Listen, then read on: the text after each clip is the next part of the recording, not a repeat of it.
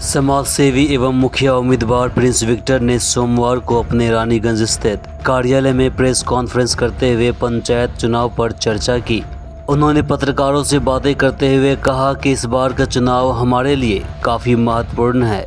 विपक्ष ने मेरा नॉमिनेशन रुकवाने के लिए एड़ी चोटी की जोड़ लगा दिया था।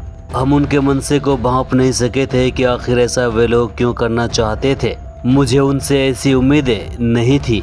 इन सब के बीच एक बात तो तय था कि वे लोग नहीं चाहते थे कि हम बगुलाहा पंचायत से मुखिया पद के लिए उम्मीदवारी करें, क्योंकि वे सभी मेरे ईमानदार, कर्मठ एवं सुयोग्य छवि से आहत थे। लूट खसोट एवं भ्रष्टाचार में संलिप्त कुछ लोगों को ऐसा लग रहा था कि अगर हम चुनावी मैदान में उतरेंगे तो उनके गलत मनसे की हार होगी और मेरी जीत होगी, और यही कारण था कि वे मुझे नॉमिनेशन देने से रोक रहे थे। लेकिन आज एक बार फिर सत्य की जीत हुई है। मेरा नॉमिनेशन न सिर्फ स्वीकार किया गया, जबकि आज चुनाव चिन्ह ढोलक छाप भी आ गया। उन्होंने आगे कहा कि मेरी छवि एवं पहचान मेरे ईमानदारी पूर्वक कार्य का फल है और मेरे द्वारा किए गए कार्य के कारण ही आज समाज में मेरी इज्जत है। मैंने जब भी चुनाव लड़ा जीतता चला गया, और इस बार जब मौका मिलेगा तो बगुलाहा पंचायत को प्रदेश में पहला आदर्श पंचायत बनाने का मेरा संकल्प एवं सपना है। हम पहले घोषणा कर दिए थे कि हम 17 तारीख को हम नॉमिनेशन देंगे, और मेरे पीछे राजनीतिक साजिश करता सत्ता और विपक्ष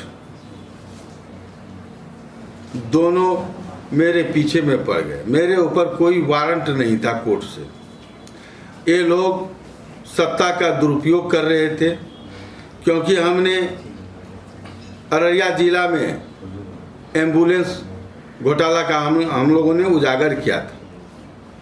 तो उसका वो लोग बदला लेने के लिए मेरे लोकप्रियता से घबराकर वो चाह रहे थे कि इसको हम चुनाव से वंचित कर दें, ये नॉमिनेशन नहीं दे पाए और ना ही ये चुनाव लड़े, जिससे कि ये लोग ये मेरा घोटाला का राज ये खोले नहीं। इसलिए उन्होंने पदाधिकारी पर दबाव बनाकर कि जैसे आता है उसको गिरफ्तार करो और 22 तारीख तक सेंटिंग कर दो, इसका नॉमिनेशन नहीं हो।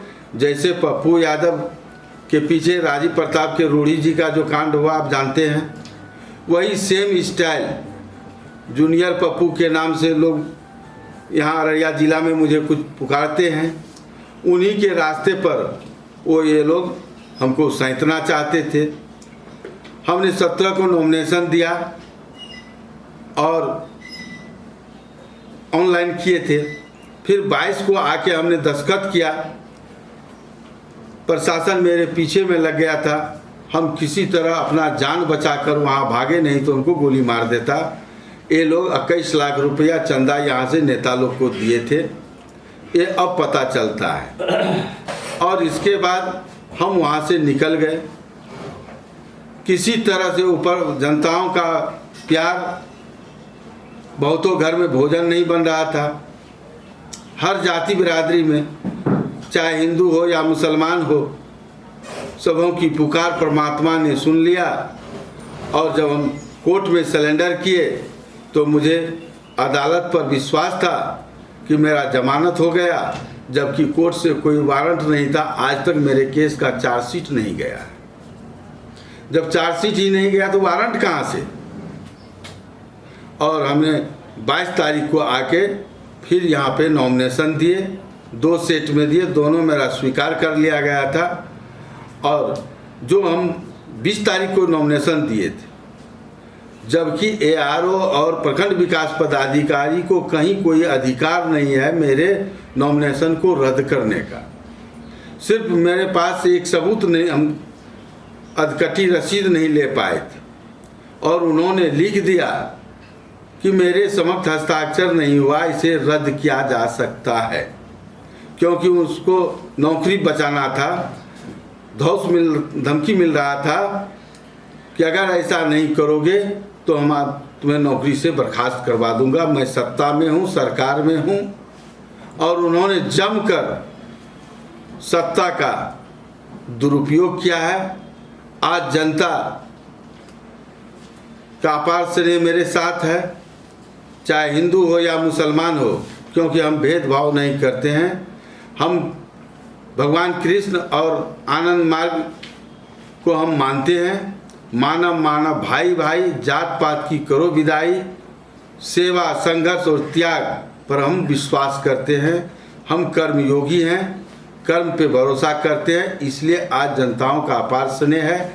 उन लोगों को ये भय था कि चुनाव जीत जाएंगे तो आने वाले दिन में लोकसभा और विधानसभा के उम्मीदवार होंगे, क्योंकि हमने पूर्व में विधानसभा और लोकसभा में कम समय में अपना हम भाग आजमाए हैं।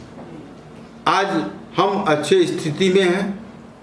मेरी लोकप्रियता से घबराकर ये लोग पहले हमको मार देना चाहता, और आज भी हम कह रहे हैं साजिशें मेरे ऊपर चल रही है।